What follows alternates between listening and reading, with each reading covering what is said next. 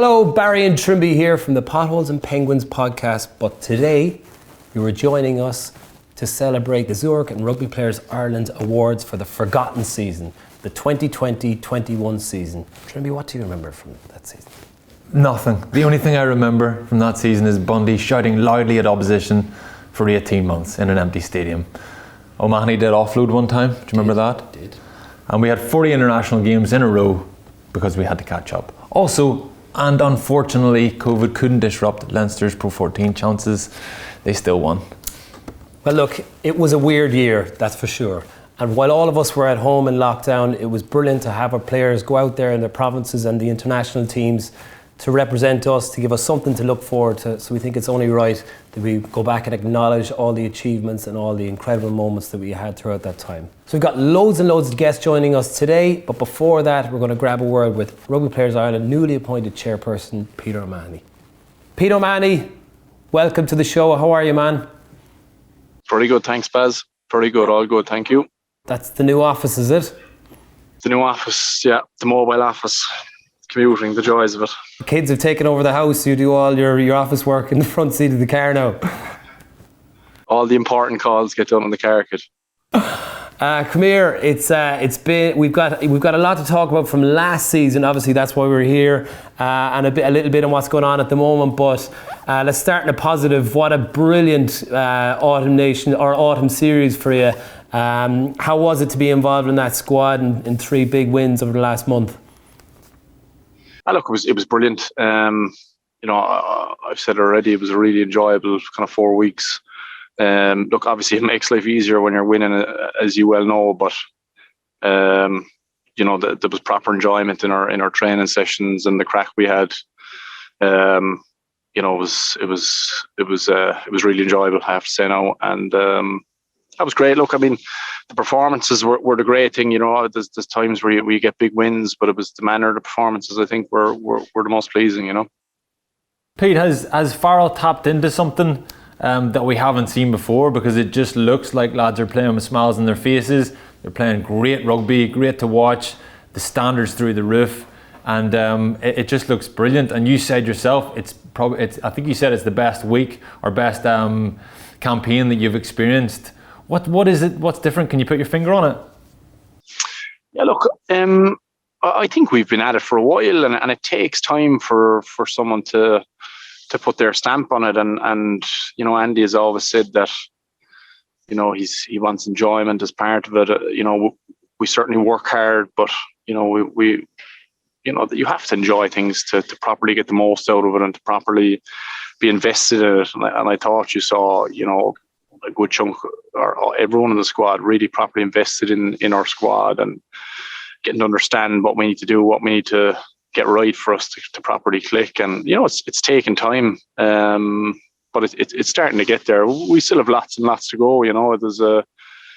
There's a huge amount more in us, which is the most encouraging thing of the whole lot, to be honest. We didn't get a chance to review the Argentina game, obviously, but the first 2 games were, we had a huge amount to work on, and we left a lot of opportunities out there as well, which is great.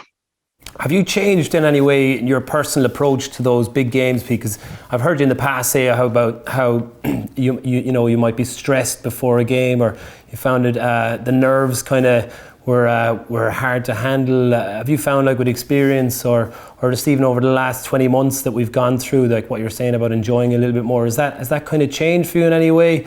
Have you noticed the difference that in your approach to those the last 24 hours before a game? Yeah, look, I've started to enjoy it a bit more, certainly. Certainly when I was younger, I used to get worked up a lot, and the 24 hours beforehand were tough, like, nerves wise and stress wise and that kind of thing. But, you've got to understand that there isn't this, as you know, that it's not finite, and to be spending that much energy on nerves and anxiety of performance, it doesn't do you any good. It doesn't do your performance any good. And it's kind of something you have to learn with experience, I think, unless you're very forward thinking. And I know there's a lot of there's a huge amount of support and help for players out there now, but we didn't have it certainly starting off in my career, and it's progressed a huge amount, but just starting to chill out a bit more, and even up to the day of the game, just trying to relax and have the crack and enjoy it all, because it's not going to last forever. Yeah, Pete, I wonder if there's something about us getting back to normal again, getting crowds back, having Zeebs back, just kicking your laundry in every day. Might add to that. Pothole of the highest order. Yeah, looking for cheap followers, destroying my laundry. Pothole. Oh, I love this. Well, we're here, Pete, so the reason why we're here, and the reason why I got you here, is because you're the chairperson of Rugby Players Ireland. We're here celebrating the last season, and all the seasons have kind of merged into one, but if you don't remember anything about last season was the one where you got 1 offload and 2 red cards. I don't know if you... Does that sound familiar? That was cheap. No, that was cheap for you. Even for you, that was cheap. But during that time, Pete, you became Rugby Players Ireland's chairperson. Tell us about that time and what you brought to that role. Yeah, I suppose it was a difficult start. Obviously, getting stuck into the lockdown, and there was a huge amount with that. I mean, the meetings that we had trying to get stuff sorted with the IRFU and what was going on, and the uncertainty for players and the whole lot. It was crazy stuff the first kind of couple of months, but it was really important. Obviously, it was the first time in a long time, first time ever, I'd imagine, that player salaries were kind of up in the air, and we didn't know where we stood with regard to the IRFU and how they were, and financially and this and that, and there was just so many questions, and it was certainly a kind of a baptism of fire, but I think we can stand over what we did as very proud of looking after the players. That's what we're there for, is as a playing group, representative. That's what we're there for, and I think we did that to the best of our ability. But it was tough, certainly. There was a lot of uncertainty there, and it was kind of unprecedented. So. But look, again, I've really enjoyed it. It's been kind of eye-opening of the span it has over, how much effect it has over players, looking after from day-to-day things to salaries and that. The amount of work that goes into it is incredible, and you don't really realise it. You kind of take it for granted as just a player who pays his fee every year, to be honest with you, until you get stuck into it. But it's been very rewarding, to be honest. Brilliant. Yeah, you can see the kind of the positive effect it has on the players over the last few years from different campaigns they've been running, and I think you're the exact person that Rugby Players Ireland needs at a time like this, man. So fair play for giving your time and for all that effort representing all the players. Just a quick note on how Munster camp is obviously at the moment. It's been a pretty crazy, dramatic week. You're obviously still in Ireland. You're down in Limerick trying to get on with the training. So there's what, 10 of you still there? How are you still managing to get sessions done? Yeah, look, I mean, I suppose first and foremost is the lads who are over there. The 50 or 60 people who are over there. Hopefully we can get them home as soon as possible. It's not an ideal situation. Just thinking about players and with young kids and families and staff who've the same, and just everyone. And hopefully we can get them home as soon as possible. And healthy is the main thing. From our point of view, look, it's difficult, but we're lucky. We've an incredible staff in the academy who are still there. There was a handful of people who were kind of not brought because of different reasons from the senior group.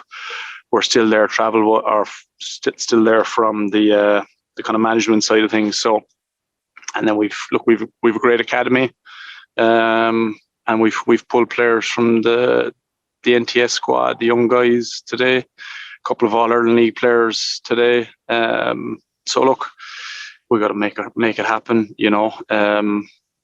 It's still kind of very unknown, to be honest with you, what's going to happen with the group over there. So we've kind of got to prepare as if they won't be there over the next couple of weeks. But I can't really tell you any more than that. I don't know any more than that, to be honest with you. But we'll battle on.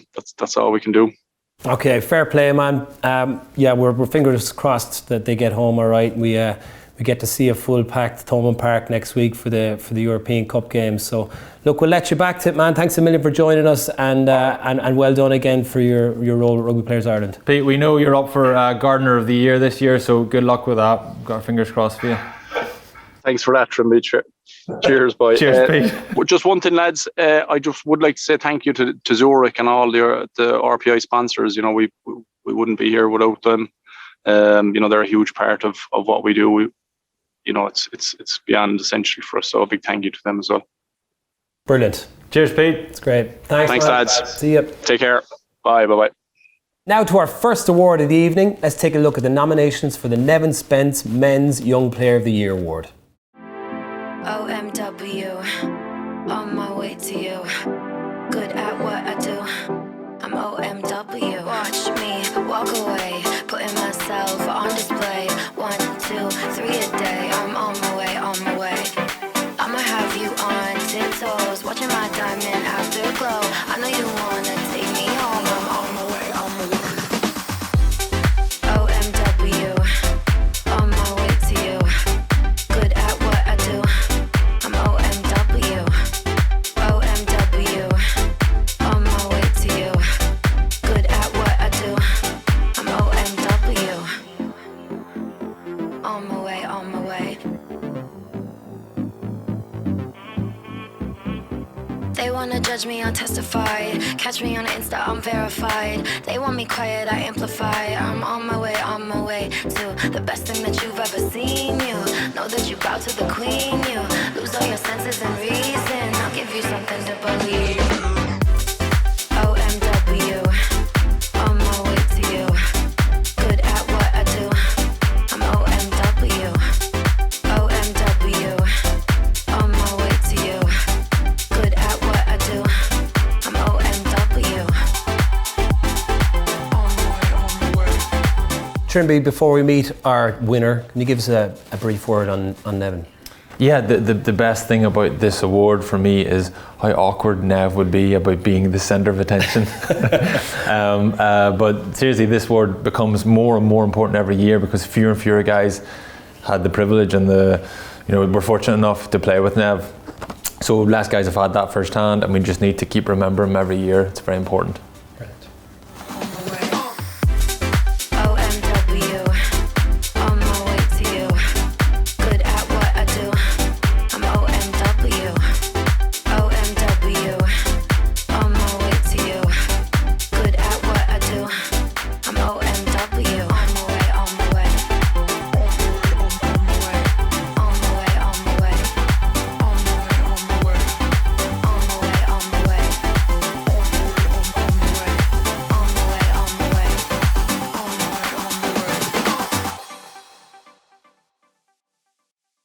All right, joining us from quarantine in South Africa, Gavin Coombs. How are you, man? Good, thanks, lads. How are you? We're good. Look, it's been pretty dramatic watching from afar over the last few days what you've been through. But how's the spirit in the camp? We're trying our best to keep them high anyway, and hopefully we'll find out soon, what our story is and when we can get back home. And I think it's just the unknown is what is frustrating at the moment, but I think we'll find out soon, hopefully. Yeah, Gavin, obviously someone got a positive test, and you obviously can't tell us who that was, but who was it? I can't share that information, lads, I'm afraid. We'll get to the bottom of it. But look, what are you allowed to do? You're in a hotel room isolating on your own. Are you allowed to get out for any exercise, or what's the plan?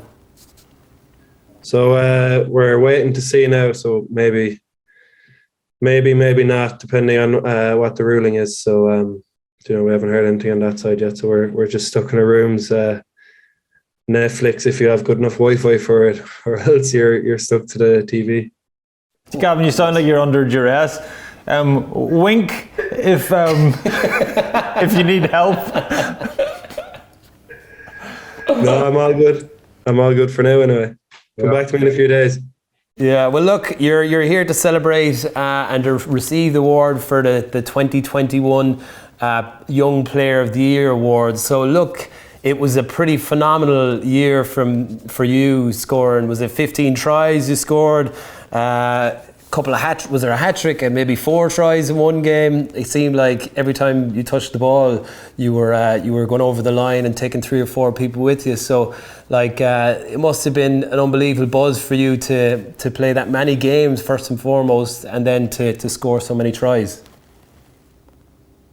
Yeah, no, it was class to get some establishment in the squad and as you say, get that amount of games, because before that I was playing here and there, every couple of weeks. So everyone wants to be in every week and have their place in the squad. So from that side of it was class, and the tries just are an added bonus, I suppose. Gavin, it's been brilliant watching you over the last 18 months just coming through, and it looked like you've matured and started to enjoy playing rugby. You look like the big kid in mini rugby. Give the ball to Gavin. It's brilliant to see. That's you enjoying playing with empty stadiums. How much are you looking forward to getting Thomond Park pumping again, filled with Munster spectators, loving watching you do what you do best?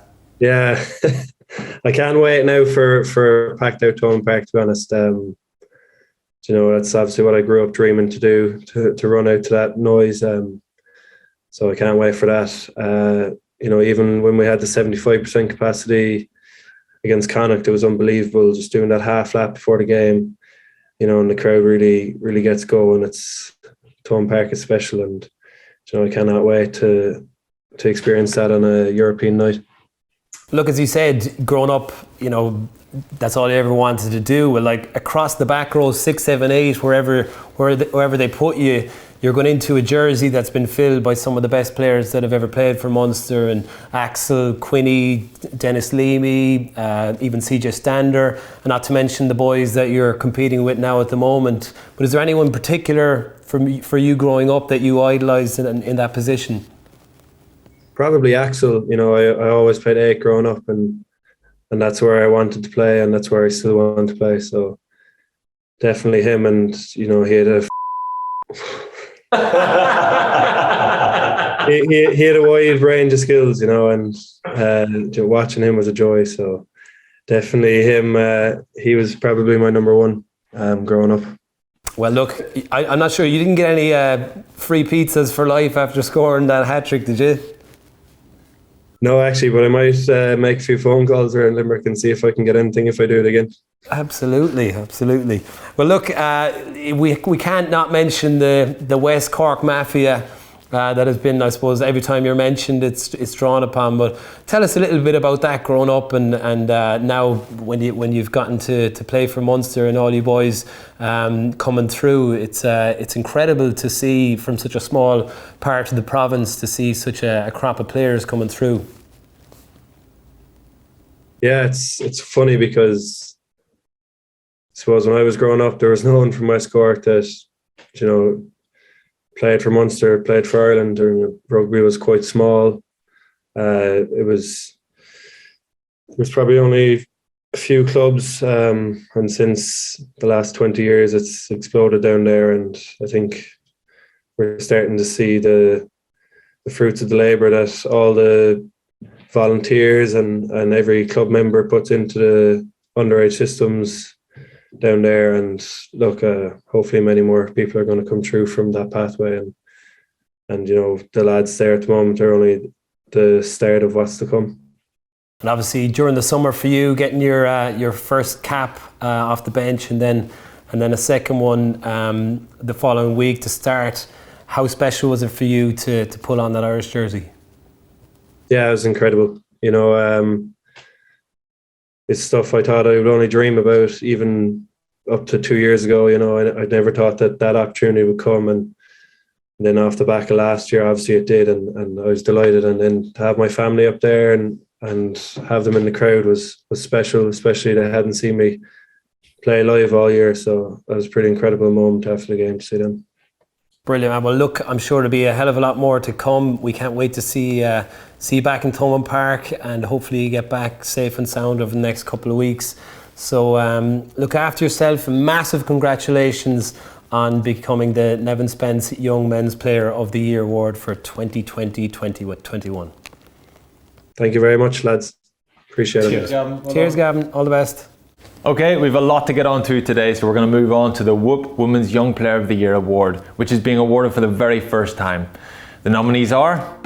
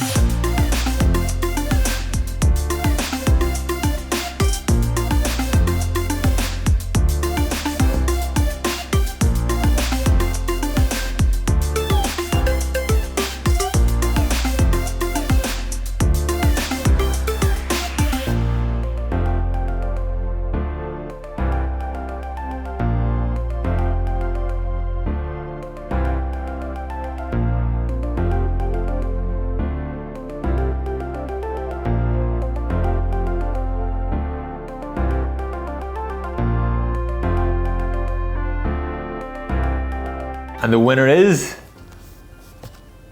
Dorothy Wall.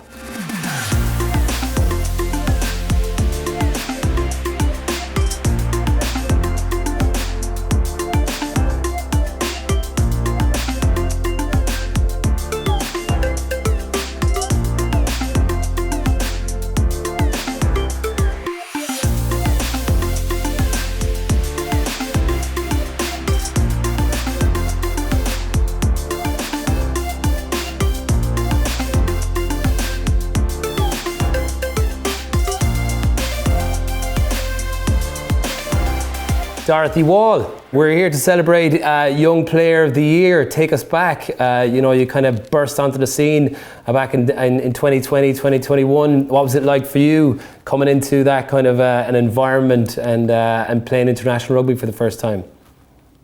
Yeah, it was unreal. The season before, I was on the bench, so there probably wasn't as much pressure on me. And I think Ciara Griffin, our recently retired captain, she taught me a huge amount over the 3 years that I played with her. So kind of coming off the bench, like for her a few times, like she'd tell me what needed to be done, and like I was directed in the right way. But to then be able to play with her in the 2020 season was fantastic. And yeah, I really enjoyed my rugby. That's kind of like, I think we started off really well against Wales and we got results. Like some games went against us, but I think it was a very positive block for our team. And, I look back at it pretty happily. Give us an idea of what Ciara might have told you, what kind of direction, because obviously, the way you've come on, watching your ball carry and watching your physicality around the pitch is very similar to the way Ciara played the game. She's obviously had a massive impression on you. Yeah, like obviously in terms of like just general play, because I suppose I came from, like, I started off in sevens and I would have played like underage 15s with Munster, but in terms of like rugby IQ, I suppose I felt like I had a lot to learn quickly because didn't have that much experience. So you're just trying to like soak it up off these players who've been playing for years and, your captain who's better to learn off of. But the one thing I do remember she told me is that we were in our 22 once in training and gave some sort of offload that really wasn't on in her own 22. And I think the other team, whatever training we were doing, the other team scored off it. And she turned around to me and she said, "You are not Sonny Bill Williams." And that's the last time I did an offload in our 22. That's one of the main things I remember. You're not Sonny Bill Williams yet. If ever I gave it like a terrible offload, she'd just be like, "Dorothy, like, I know, I'm not Sonny Bill Williams." So I'm going to work on that for her. Yeah, yet. You're not Sonny Bill Williams yet. Yeah, this is it. I'll get myself tatted up and I'll be there. You just got to call everyone bro. That's an important part as well. Yeah. Well, look, take us back to the early days. Was it Feathered that you started playing in? Because I have cousins in Feathered, and I know how. Oh, do you? Who's your cousin? Sorry, that's okay. And I know how incredible, how much of an incredible club it is, and how much they invested in the underage. There's a lot of, my brothers would have played for years, and my dad coached there. And I always kind of like played basketball, or was big. My mum's big into horses, and our family would be. So I kind of did more like eventing and triathlon and stuff. And then I think I was watching my brothers a lot, and I was like, do you know what? I'd love to give it a go. And Polly Murphy, down in Feathered, she just said that they're setting up a girls' team. So I got involved. I think I was 16. I think I was playing under 18, and I played my first match down in UL. In the centre. Didn't have a clue what was going on, but I just hit whoever had the ball in their hands and got into Munster from there, and was a centre my first year, and was convinced, I was going to be a centre for like the rest of, time, and I was going to be this class, like evasive centre. And the coaches were like, right, you're not a back, you're done. Like, you can't kick, you need to move to the forwards. And I was like, oh my God, how am I going to be a forward? But I love it, the physicality of it, and the coaches all up along. I was a huge fan of all of them. They really got me to where I am now. Yeah, well, Trimby couldn't kick snow off a road. Oh, so. No. What do you mean, he was still a back though. Yeah, exactly. He didn't get moved in. Yeah. I never could either. Well, look, congratulations. It's been, as I said, it's been incredible to watch you develop over the last couple of years. And, it's hard to believe you're still so young. Because of, you look like a leader in that team, and I think you've got such a bright future ahead of you. So massive congratulations on becoming the young player of the year for the women's team. So we'll see you later, Dorothy. Well done. Okay, thank you. Okay, it's not very often we get to chat to Olympians around these parts, but I'm delighted to say that we are now joined by the AIB Corporate Banking Men's Sevens Player of the Year, Terry Kennedy.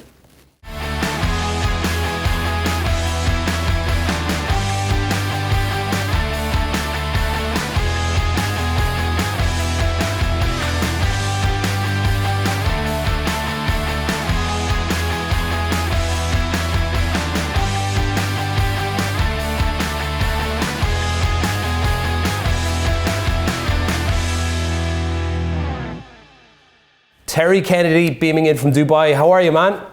Yeah, all good. How are the lads? We're good. We're great. Yeah. You didn't get the memo for the tux? No, I missed that one. Forgot to pack it with me. You can get a pretty cheap one down there in the old city in Dubai, I think. I know. Yeah, I think they do good fakes. I'd have to get it out the back of some warehouse.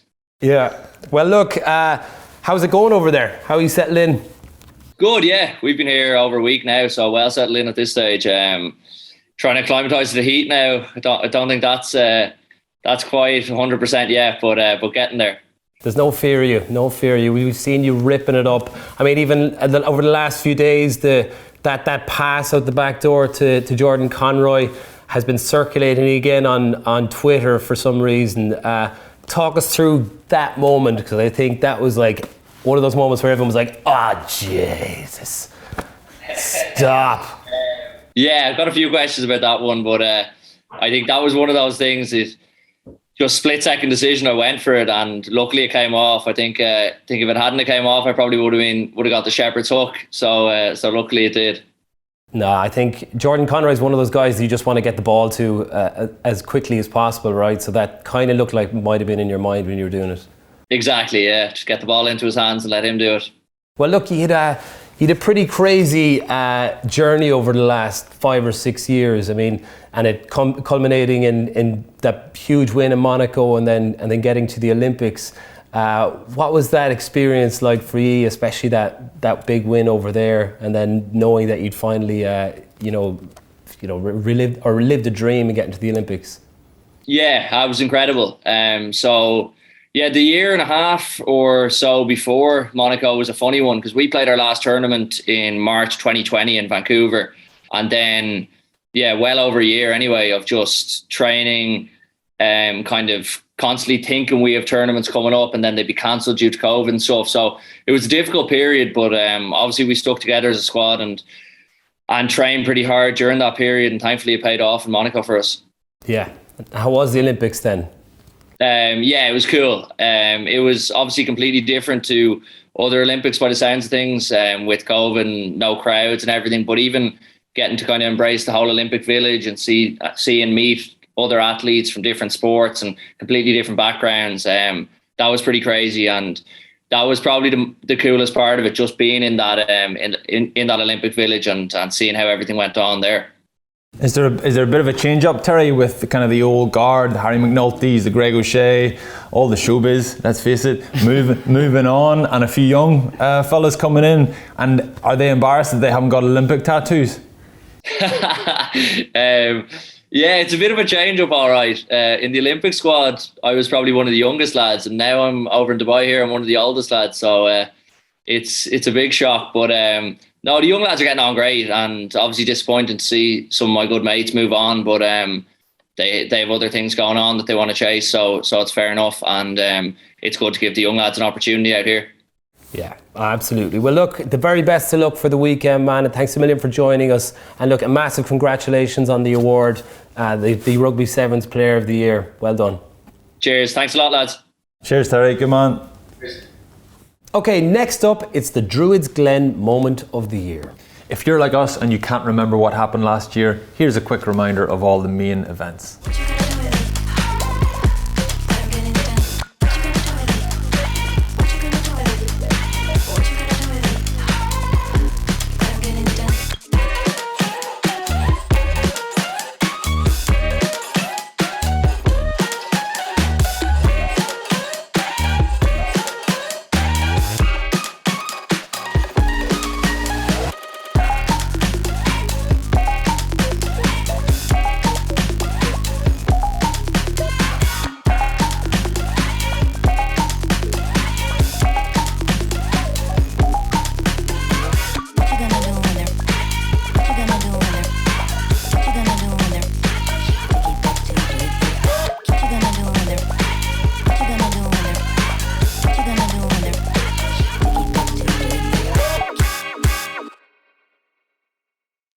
And the winner is Ireland beating England, and here to pick it up is CJ Stander. So good to see you, man. We're wearing full penguin outfits. I was hoping to expect you head to toe in farmer outfit, gloves, wellies, big straw hat, maybe a piece of grass sticking out of your mouth.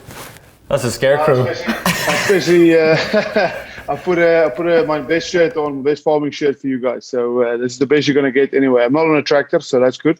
But there you go. The zoom on the tractor isn't great, I'd say, is it? Yeah, the signal is not too good, and yeah, it's mostly we farmers say, look, I'm not farming, but we farmers normally say we are very busy, but the tractors drive themselves.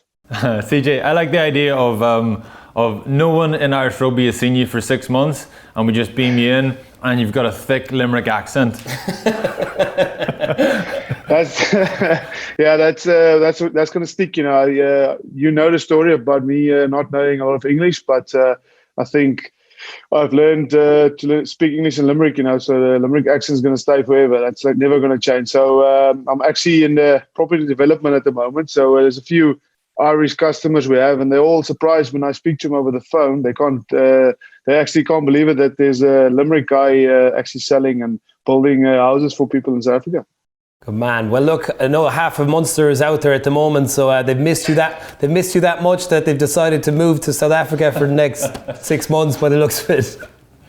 It's the best of both. It's summer. Yeah, I actually spoke to some of the guys last night. I feel for them, but yeah, everyone's safe. COVID on the streets here. Look, there's not really that many cases, but it's good to keep the guys safe, and yeah, hopefully they get back. And they can get back playing, especially with Europe coming up. Yeah, well, look, back to the moment that you're here for, which is the Druids Glen Moment of the Year. It was the win over England, and which just happened to be your last game for Ireland. Can you take us back to your memories of that game?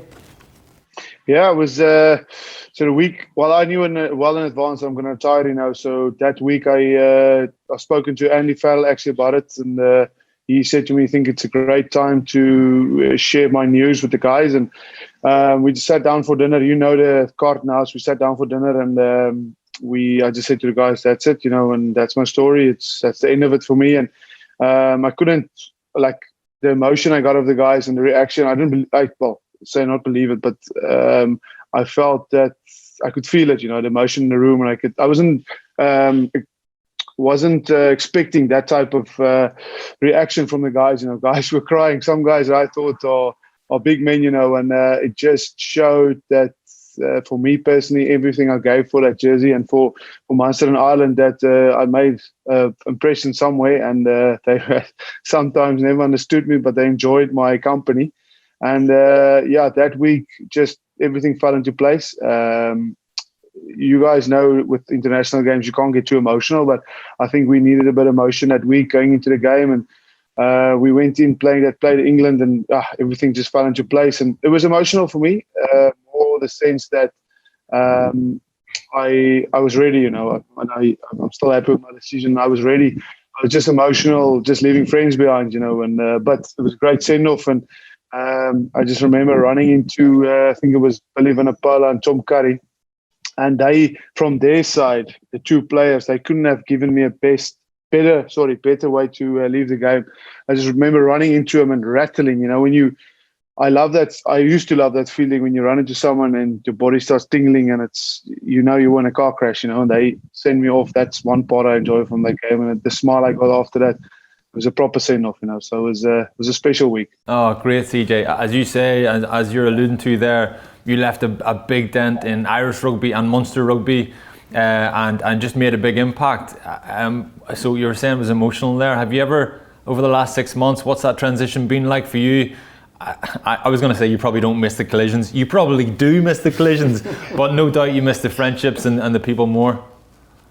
Yeah, so the transition, you guys gone through it. I probably need to probably ask you still what's coming. But it was, but it was still easy. I think I said to myself, I'm going to take 6 months off. I didn't really have a plan. I don't know if we ever have a plan, but I didn't have a plan when I retired. I thought I was going to farm. I just realized then that I was going to take 6 months off firstly, and then sat down. We did a few projects, me and my wife, renovations wise, and then Val V just asked me if I want to join their construction team. So I actually started working 2 months after I retired, and I've got an 7 to 6 job now, and I think that made the transition a bit easier. I don't even have time to watch rugby. It's not even have time to think about it, So I think that transition was quite quick and easy, and just to have the family around, to see them every weekend and every day, made the transition. Not that it's a difficult transition, but I think the uncertainty with a lot of factors coming in makes it difficult sometimes, But luckily, I avoided that completely and started working straight away. And everyone who said I was going to make a comeback, I wish. I actually started training 2 weeks ago because I went from 112 kg to 120, and I said to myself, okay, now you need to stop eating biltong and actually start doing something again. Oh, well, look, you're massively missed over here, man. I think I don't know if you saw the performance that the Irish team put in for Johnny Sexton's 100 cap against Japan a few weeks ago, but it felt like they were tapping into an emotion there which was very similar to what we saw against England for your last game, and I think that shows how much players like you and Johnny mean to that Irish squad. So I think it's a very worthy you're a very worthy guy to come on and take this award for that Irish team in the Druids Glen moment of the year. Thank you very much. I appreciate it, man. Yeah, the last thing about the team, I actually think it's the best Irish team we have at the moment I've ever seen. You can watch that game against New Zealand. That was the amount of free beers I got from that game, not even playing anymore. You could see everything just worked, and I'm very excited for the rest, for the next Six Nations and then the World Cup. I really think it's the best team I've ever seen, Irish team, and I'm really excited because everyone's playing well, and I think the leadership and the coaching staff is really hitting their stride. So well done, and I can't wait to come over and see them in the 2023 World Cup. Brilliant. Good stuff, CJ. Brilliant. All right, man. Well, hello to the family, and thanks a million for joining us, man. Thanks, guys. Appreciate it. Look after yourself. When CJ retired, his legacy on the pitch was completely assured, but he left his mark off the pitch by his contribution to the Tackle Your Feelings campaign. CJ was the ultimate teammate, and in this clip, he's asking us all to rally around each other.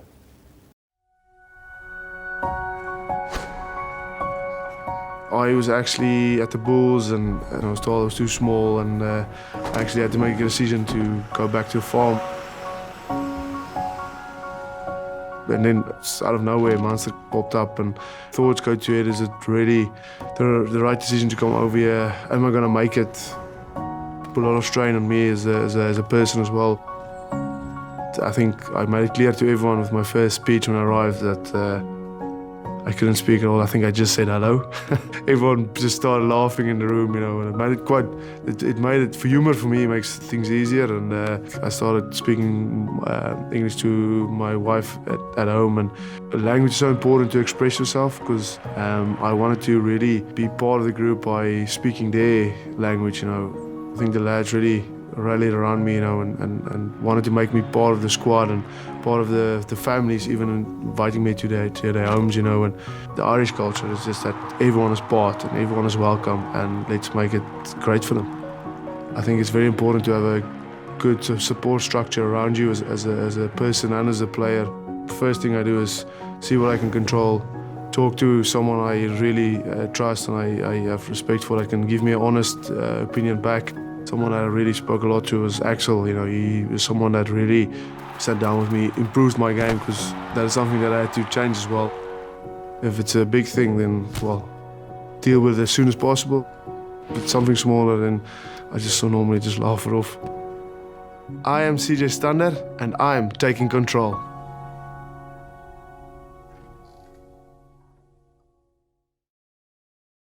Now we're going to move on to the MSL Women's Try of the Year, which is being received for the very first time. The nominations are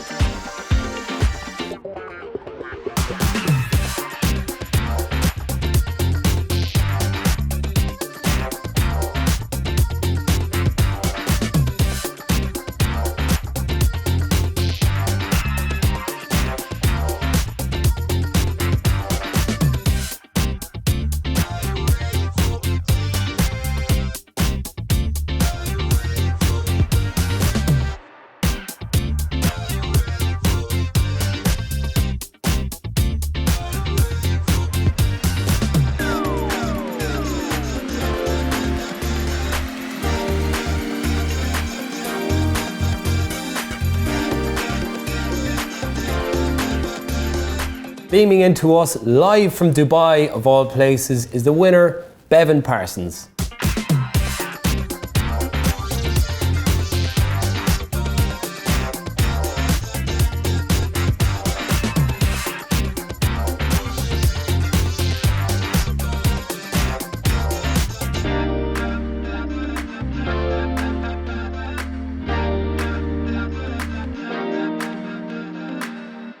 Bevan Parsons. Bevan, how are you? I'm good, yeah. Thanks for having me. No worries. Congratulations, first and foremost. We'll get to the try in a minute, but how's Dubai? Have you settled in? You've adjusted to the climate? Yeah, we've acclimatised well. We have a weekend tournament under our belts, and we're just raring to go into the next weekend. Brilliant. So how hot is it in Dubai? It's high 20s, sometimes 30s. So definitely different from what it's back in Ireland, but yeah, it's lovely to have some heat in the winter.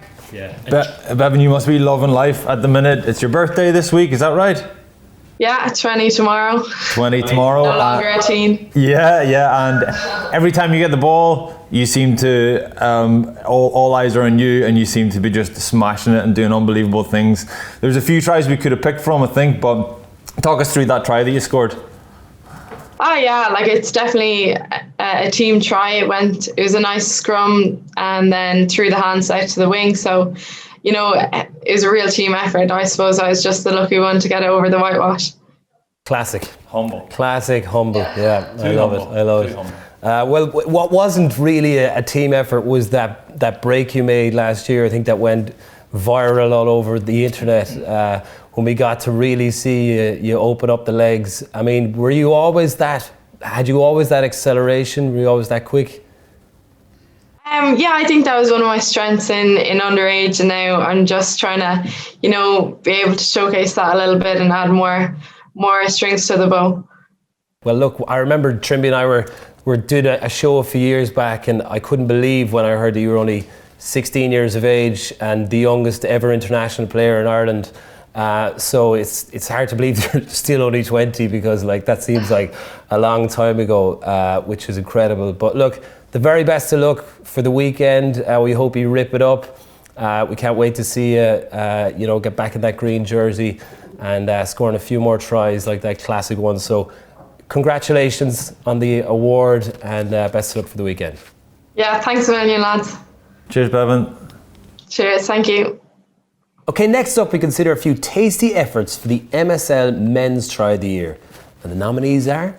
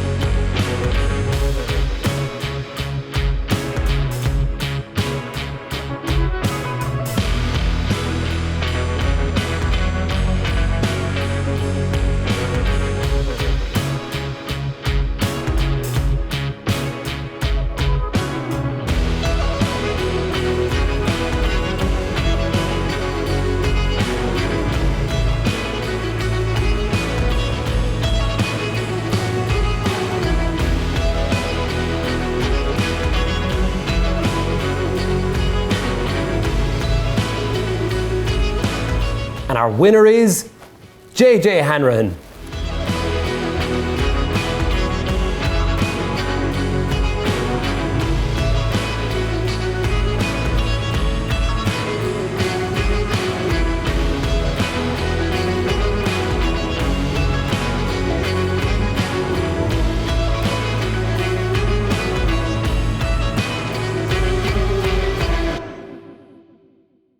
Bonjour, JJ.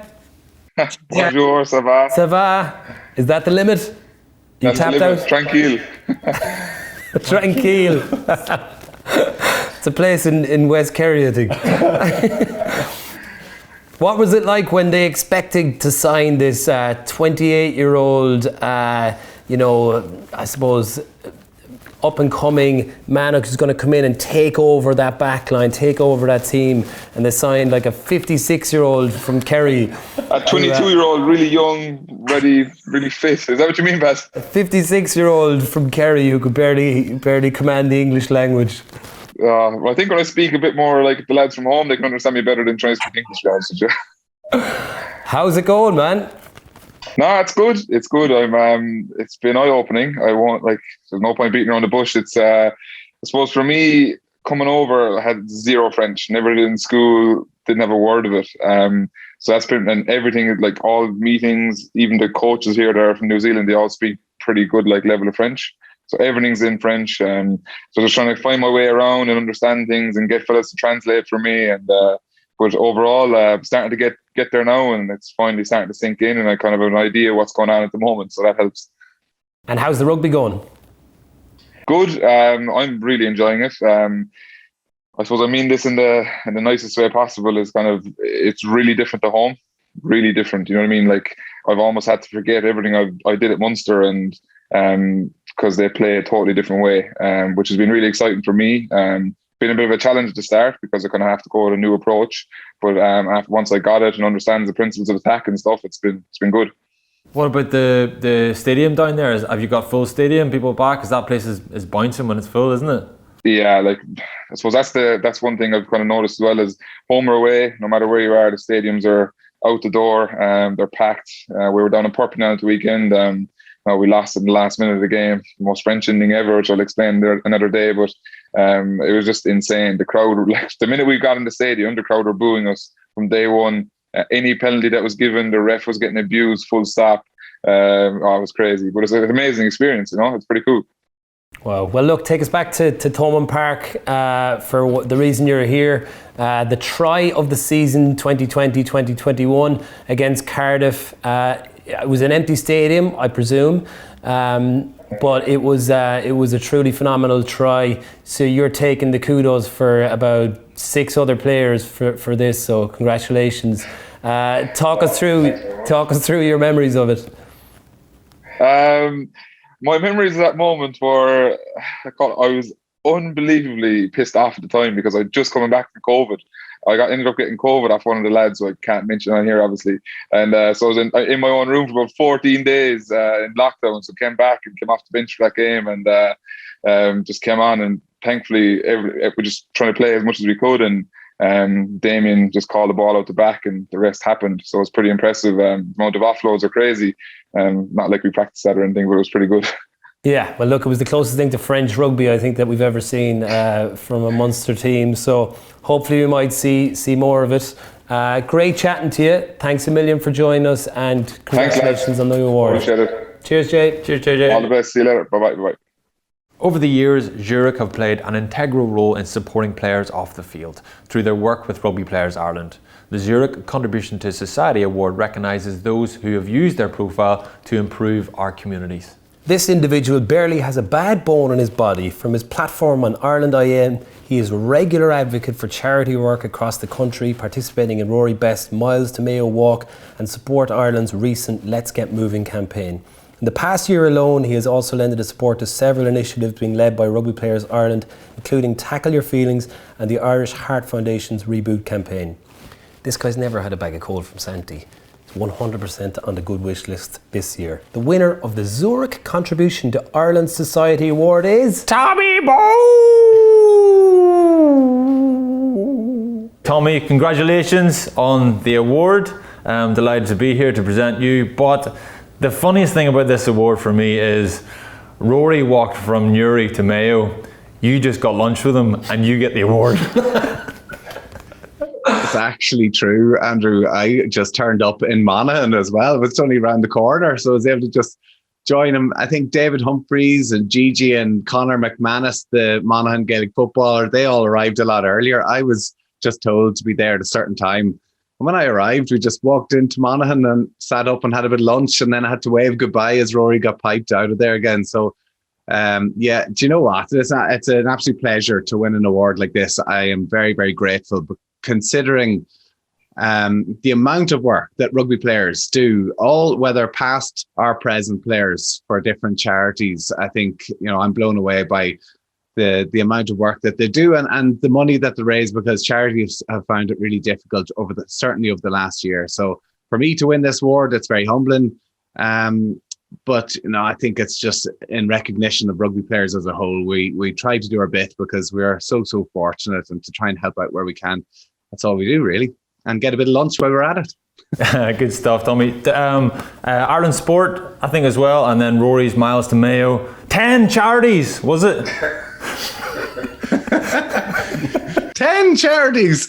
Yeah, I do. Like this is the thing. You try and help out where you can. As you two know as well, you get, I'm sure, a lot of messages from different people who are going through difficult times. And certainly working on Ireland M, it's one of the amazing things I have is I get to talk to so many people who are less fortunate than myself, who are going through some really, really difficult and harrowing times. And when I think I'm having a bad day, I'm feeling a bit tired, getting up early in the morning, and you meet some of the people and some of the stuff they're going through, like it is so difficult. So for me to try and help out in 10 charities or 2 charities or 1 charity and just do a little bit to help where you can, I think it's really, if it makes any benefit to people, it's absolutely well worth it. Yeah, we know you're probably the busiest ex-rugby player on the planet, really, Tommy, to be honest with you. And we've talked about this before, how much you commute every day to and from Ireland AM, and you've got the clothing brand as well. So fair play to you for finding the time to do stuff like this. And I know you do work with the Tackle Your Feelings campaign as well. Can you tell us a little bit about that?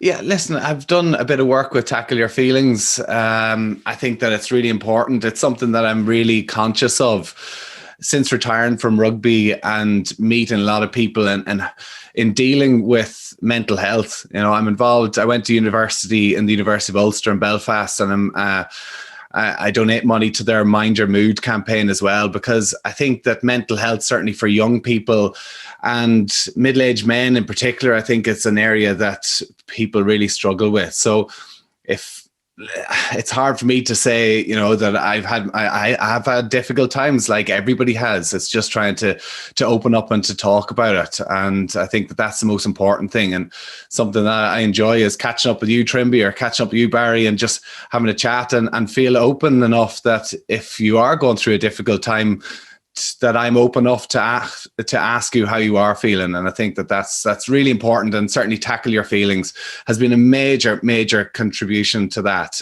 Certainly when we started playing, guys, there was none of that. We went into a macho change room. Everybody, there was slagging, there was no talking about your feelings back then. But I think we've gone to a different place now, and I think that the change room is a much better place now. Yeah, Tommy, if someone asked you back then, how are you feeling, you would have been suspicious. Like, what are they up to? But what's wrong with you, huh? Exactly.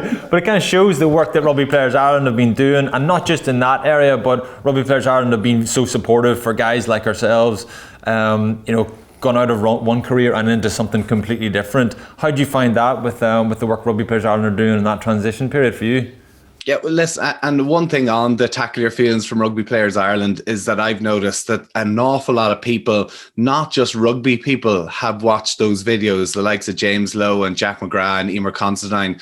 A lot of actually other sports people have watched those videos and have mentioned it to me. And I think that that's brilliant, because it's rugby is kind of trying to lead the way, and certainly from Rugby Players Ireland doing that. And I think another area that rugby tries to lead the way is transition for life after sport, and it's something that I was really conscious of. I remember it was Stephen Ferris, I think, got injured when he was 26. I was a couple of years older than him, and Stevie was at the peak of his career at the time and landed awkwardly in a line out and did everything he could to try and get himself back out onto the pitch again, and unfortunately had to retire at 27, 28 years of age. And that really hit home to me that this rugby game is not there for forever, and you have to start looking beyond. And Rugby Players Ireland, Pamela Gilpin up in Ulster was brilliant for me, and just introduced me to different businesses. Myself and Andrew, we studied a management course together. We did loads of different things, and I think players have to realize that while you're in the thick of it, rugby can become all encompassing, and it's very important to dedicate yourselves to the training and, to the mental side of it as well. But you also have to think about the future too. And I'm a big believer in having something outside of sport, which is a great way of taking your mind off it. Because whenever you do get injured, it can be really, really difficult, and having something away from that is a nice way to kind of distract your attention. Well, that's the best message we could have asked for from the winner of the Zurich Contribution to Irish Society Awards. So congrats for that, Tommy, and thanks for joining us. Thanks to the two step brothers. Is it Pam? Thanks, guys. Listen, really appreciate it. Thank you. Cheers, Tommy. COVID-19 has wreaked havoc on the Sevens calendar, but thankfully our women's team have been getting back to action on the World Series following a season of localised events. This year's iZest Women's Player of the Year award goes to Lucy Mulhall.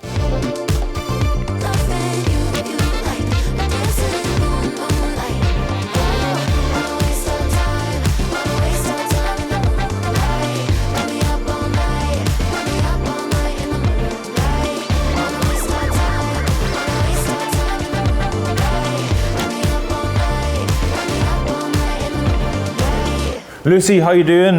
Great to have you on. Thanks for joining us.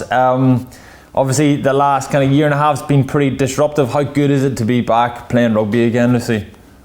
Yeah, it's great. It's you don't realise, I think, how much you enjoy something till you don't do it for so long, and now it's just so good to be back. And it's amazing how quickly when you're back you kind of forget the last couple of months. So it's nice just to be back on tour and actually getting to do what you love as well.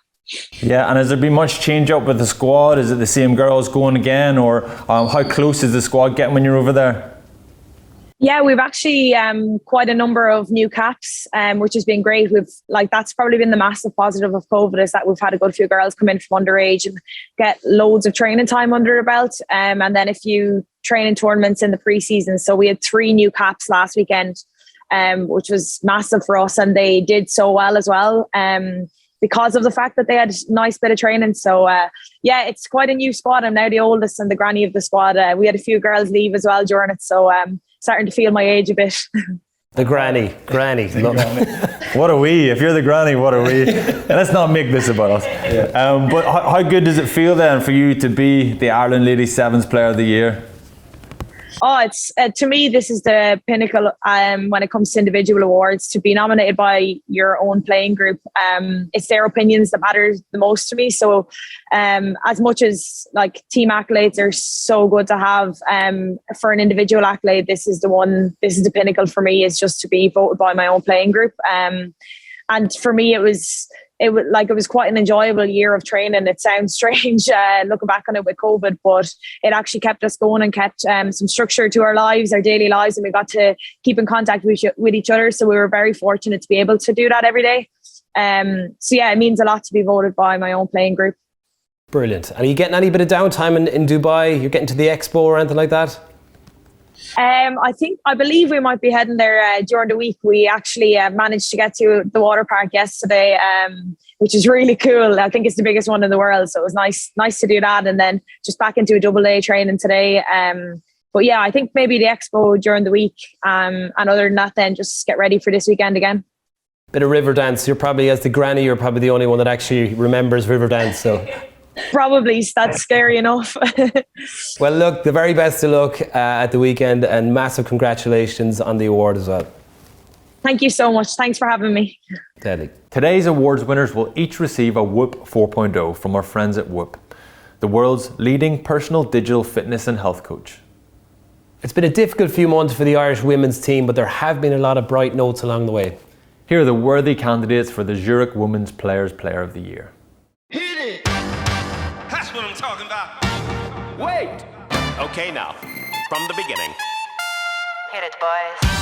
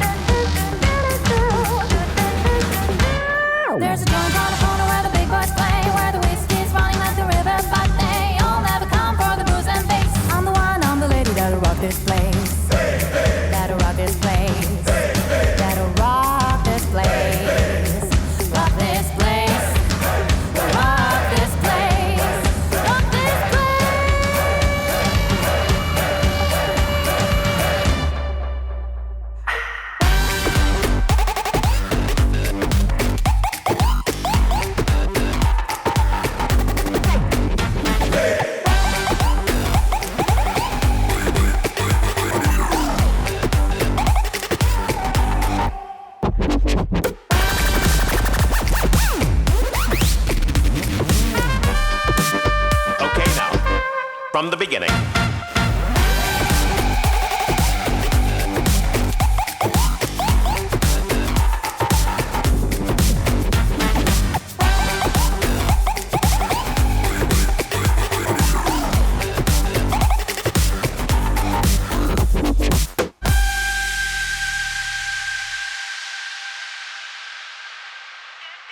Dorothy, congratulations again. In the previous bit, we were chatting about how one of your heroes was able to give you some advice on the pitch, and now you're the Women's Players Player of the Year. So now you're the senior player. You're the Ciara Griffin given out to some youngsters. So congratulations, you've just grown and grown in the last in an hour. Yeah. Fair play to you, Dorothy. I've grown up.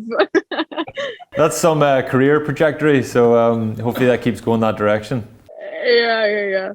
Thank you very much. Yeah, I'm delighted to receive the player. It means a lot coming from the players you've kind of played with. It actually probably means the most. So I'm delighted. Yeah. Yeah. How obviously being in that environment a short space of time, how much have you felt like you've kind of bedded in and they've got to know you? Because obviously for them to think this highly of you, they must have been really impressed with you, and you must have made quite an impression on the team. Geez, they wouldn't leave on to that now. You wouldn't know from them.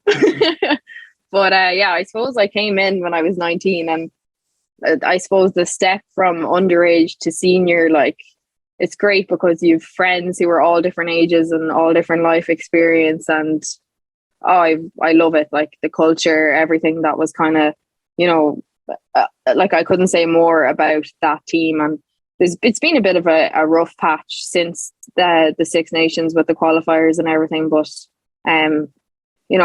there's great girls involved, and you learn from every single one of them. Like Claire Malloy, who's recently retired as well, like it's literally in awe of her when I went into training. Like she's just like, she's Claire Malloy, like, and then you're training with her and you're learning from her. And like the likes of Lindsay Pete, who's moved on, like is like probably the most competitive person I've ever met. Like, and I don't know, just seeing that kind of caliber of athlete in person was really good for me as a 19-year-old. And, I'm still learning from them, and I'm really looking forward to, I'll be back in action, I'd say after Christmas. I have to get another surgery on my finger. So I'm really aiming for that kind of Six Nations and getting back involved. And, there's new players who come in, like the likes of Mabel O'Leary, who I would have played with underage in Munster. And, she's fantastic as well. So I'm looking forward to the culture of the team going forward, definitely.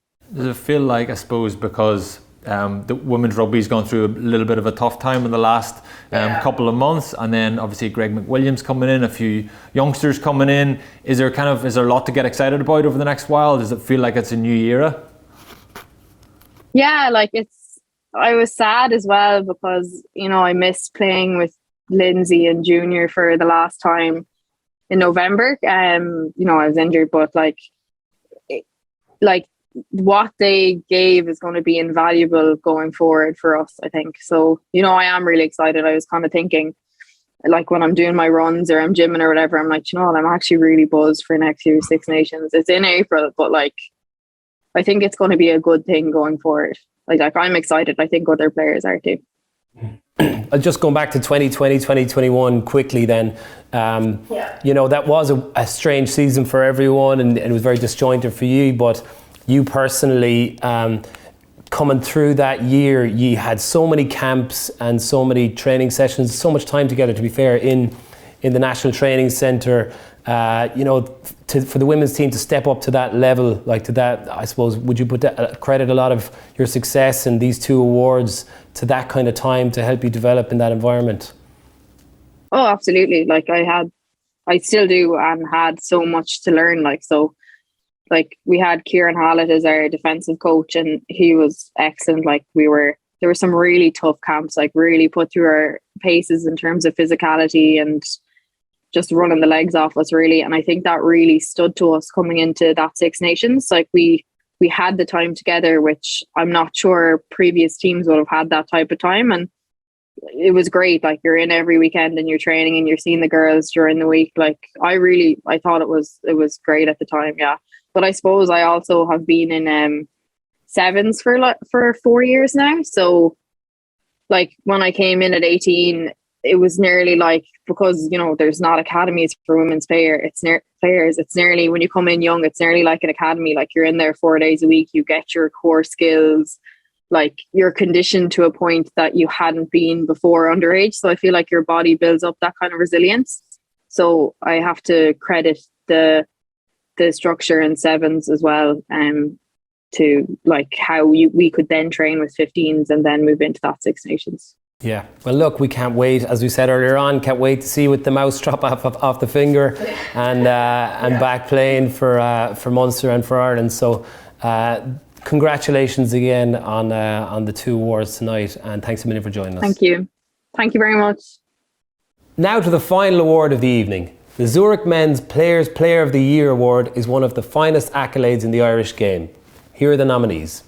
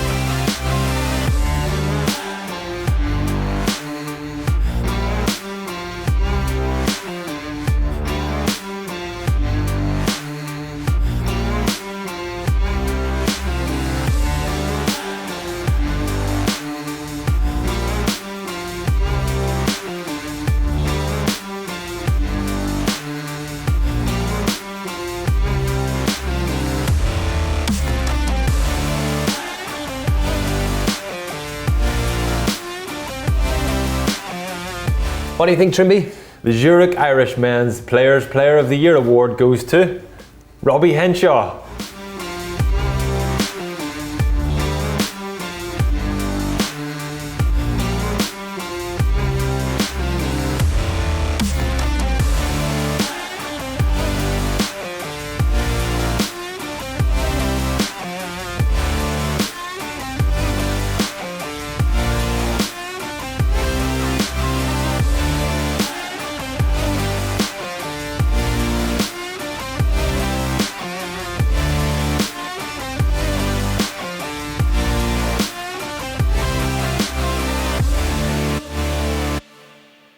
Robbie, thanks for joining us. This was never really in doubt. You've been on fire for the last 12 months. You've been so consistent. You've week in, week out, you've been one of Leinster, Ireland and the Lions' best players consistently. How come you got spanked so badly against Ulster last weekend? Knew you were going to bring that up. Yeah, geez, that's a tough way to start. Credit to Ulster, they put in a great performance. So yeah. No, this is about you, Robbie. This is not about Ulster. No, seriously, we were all so proud of you. You've been going so well through Six Nations. You were brilliant, and then you managed to just bring it into the Lions as well. Tell us, what's that been like for you? Because your form hasn't come out of nowhere, but you've just been constantly week in, week out doing it. Yeah, it's probably the start of lockdown. I had a bit of a chance to just reflect on my career to date, and then I kind of just set a new kind of goal strategy and just a bit of a reset in my mindset as well. So I knew I had a big block of work to get ready for the season that was being prepared by the wider rugby community, because we were training on our own, and it was a weird time, but I think that definitely helped me shape kind of how I wanted to perform down the line, and all that hard work that I suppose everyone was doing on their own behind closed doors. That kind of paid off in the grand scheme of things down the line for me as well. So yeah, I think definitely the fitness work that stood to me, and then just studying a bit of rugby, and then I focused a lot on breath work as well. So just different areas of performance that I know other high performance individuals have used. So I kind of used that break to utilize all that. Breath work as in meditation, mindfulness, that sort of stuff? Yeah, exactly. Yeah. I focus a lot on doing some mindfulness, kind of trying to get 2 sessions in a day. Just using on my app on my phone, using the Calm app. So I did a bit of study on that, and I found that really good as well. So in the middle of a match, do you think you could draw on stuff like that in a game where you can kind of maybe focus yourself a little bit better and become more present? Yeah, 100%. Yeah, definitely. It's definitely areas that I've worked on and have to keep working on is probably just staying in the moment, not getting sidetracked by a negative or a positive moment. So just always kind of being in the now, I think is huge. Yeah, like you've you've been around for a long time. You're still a young man at the same time, but it's interesting to hear you say that. You know, you've been on here and won 3 Nevin Spence Young Player of the Year awards. You know, you've achieved so much in that short time. You feel like a lot has changed since those times. You know, where you were still very successful back then. But is it just fine tuning those little aspects of your game, or what has it been? Yeah, I think it was probably probably grown as the sport has done. I suppose throughout the. Sorry, 1 second, my dog.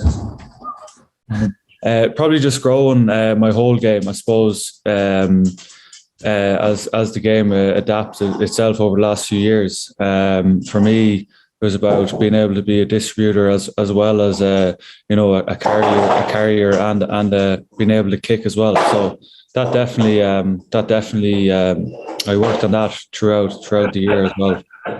Robbie, what was it like during the autumn? Because Ireland were playing incredible rugby, and you'd been right in the middle of that up until the autumn, and then you picked up that knock. What was it like watching whenever Ireland were playing so well against the All Blacks?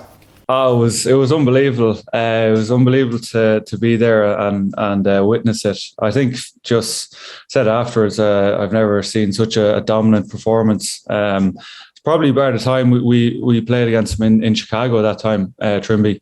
It was kind of that feeling looking at it, you know, when things were just going right for us. And there was reminders in the game that when they have their purple patch that they're able to punish you, and there's definitely signs of that a few years ago in 2016. But it was unbelievable to be there and watch the lads, get the win. And it's probably credit to the whole coaching staff and the wider group and the players. You know, it's been building since the end of the Six Nations. So you know we've been going well the last few games.